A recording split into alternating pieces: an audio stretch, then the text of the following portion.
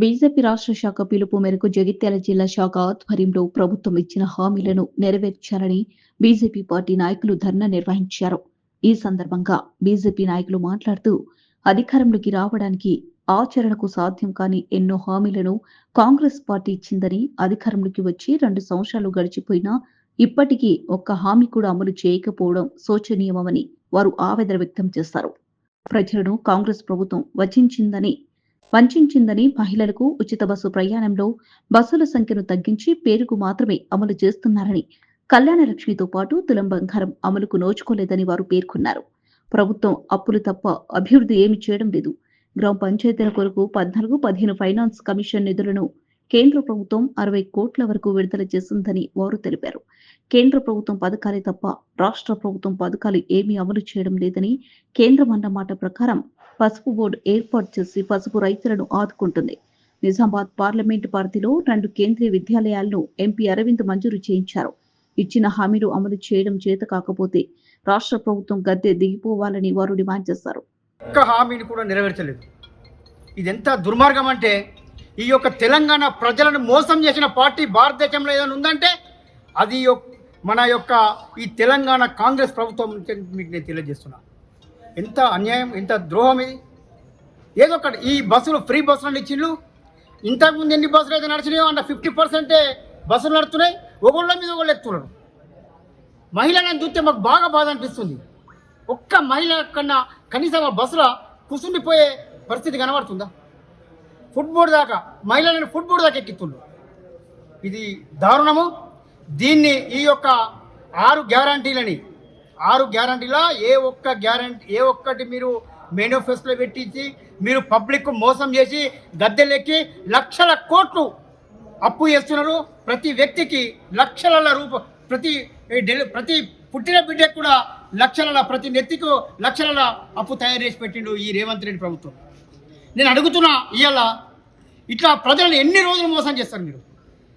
ఇవాళ కేంద్ర ప్రభుత్వ సహకారం లేనిది ఈ రాష్ట్ర ప్రభుత్వం నడుస్తుందని నేను అడుగుతున్నా. ఇవాళ గ్రామ పంచాయతీలు కావచ్చు, 14th ఫైనాన్స్ కావచ్చు, 15th ఫైనాన్స్ కావచ్చు, ఈ మున్సిపాలిటీలలో మొన్న ఈ యొక్క జగిత్యాలకు 35 కోట్ల రూపాయలు వచ్చినాయి. 60 కోట్ల రూపాయలు వచ్చినాయి. ఈ 60 కోట్ల రూపాయలు సెంట్రల్ గవర్నమెంట్ కాదని నేను అడుగుతున్నా. సెంట్రల్ గవర్నమెంట్ మీకు ఫండ్స్ పంపిస్తే మీరు ఇక్కడ షోకులు చేస్తున్నారు. సొమ్మొక్కలది షోకొక్కలది అని చెప్పి నేను ఈ యొక్క పత్రికా ముఖంగా మీకు నేను తెలియజేస్తున్నా. మిమ్మల్ని భారతీయ జనతా పార్టీ మీ 6 గ్యారంటీలు ఇస్తారా, మీరు గద్దె దిగిపోతారా? మీరు నిర్ణయించుకోవాల్సిన అవసరం ఉంది. 6 గ్యారంటీలు ఇంప్లిమెంట్ చేసేదాకా మిమ్మల్ని నిద్రపోనియము, మేము నిద్రపోమని నేను తెలియజేస్తున్నా. ఇలా మొక్కలు కొనుగోలు కేంద్రాలు ఎక్కడ పెట్టిండ్రు? ఇంకా మొక్కజొన్న ఏదైతే ఈ మొక్కలు వచ్చిన ఇప్పటి వరకు కూడా ఈ మొక్క కొనుగోలు కేంద్రాలు పెట్టింది. ఏం చేస్తున్నారు మీరు?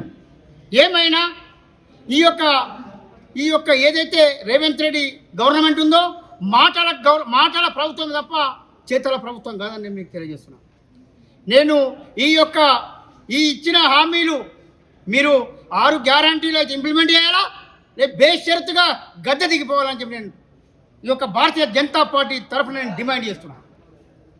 ఏదైతే ఈ మొక్కల కొనుగోలు కేంద్రం కానీ ఇవాళ భారతీయ జనతా పార్టీ లేకపోతే అసలు ఈ యొక్క తెలంగాణ ప్రభుత్వం నడుతుందని చెప్పి నేను ఈ పత్రికా ముఖంగా నేను అడుగుతున్నా.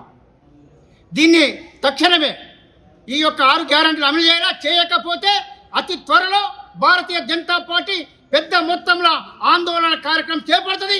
మీ మెడలు వంచి అయితే గద్దె దిగిపోవాలా, లేకపోతే ఇంప్లిమెంట్ చేయాలా అనే రీతిగా మేము ఉద్యమం చాలు చేస్తామని చెప్పి నేను మనసు పూర్తిగా తెలియజేస్తూ, ఈ యొక్క భారతీయ జనతా పార్టీ చేసిన అభివృద్ధి పనులే ఈ తెలంగాణలో కనబడుతున్నాయి. ఇవాళ మా యొక్క నిజామాబాద్ పార్లమెంట్లో చూస్తే ఇవాళ పసుపు బోర్డే కావచ్చు, పసుపు బోర్డుకు సంబంధించిన కేంద్ర కార్యాలయం కావచ్చు, పసుపు బోర్డుకు సంబంధించిన చైర్మన్ కావచ్చు మా యొక్క పల్లె గంగారెడ్డి గారు, తర్వాత భారతదేశంలో 7 కేంద్రీయ విద్యాలయాలు వస్తే 2 కేంద్రీయ విద్యాలయాలు తెచ్చిన ఘనత మా యొక్క గౌరవ పార్లమెంట్ సభ్యుడు అరవింద్ ధర్మపురిగా నేను మీకు తెలియజేస్తున్నా. ఇవాళ చలిగంటిలా మొన్న కేంద్రీయ విద్యాలయం రీసెంట్లీ శాంక్షన్ అయింది. దానికి భూమి కావాలని చెప్పి మొన్న మేము గౌరవ పార్లమెంట్ సభ్యులు మేము ఇక్కడ ఉన్న ఎమ్మెల్యే అభ్యర్థి అయినటువంటి బోగ శ్రావణి గారు మేము అందరం కలిసి ప్రెస్ మీట్ పెట్టినాం. ఇప్పటికి కూడా ఆ భూమి ఇచ్చిన దాఖలు లేవు. ఇదంతా కూడా ప్రజలు మిమ్మల్ని ఎండబెడతారు, ఎండగొడతారు, మిమ్మల్ని ఇడిసబెట్టారు ప్రజలు. రానున్న రోజులలో ఏవైతే మీరు ఈ యొక్క 6 గ్యారంటీలు ఇచ్చిండ్రో దీన్ని ఇంప్లిమెంట్ చేపించేదాకా మిమ్మల్ని నిద్ర పోనీయము, మేము నిద్ర పోమని చెప్పి నేను తెలియజేస్తూ ఈ అవకాశం ఇచ్చిన పత్రికా విలేకరులకు అందరికీ సోషల్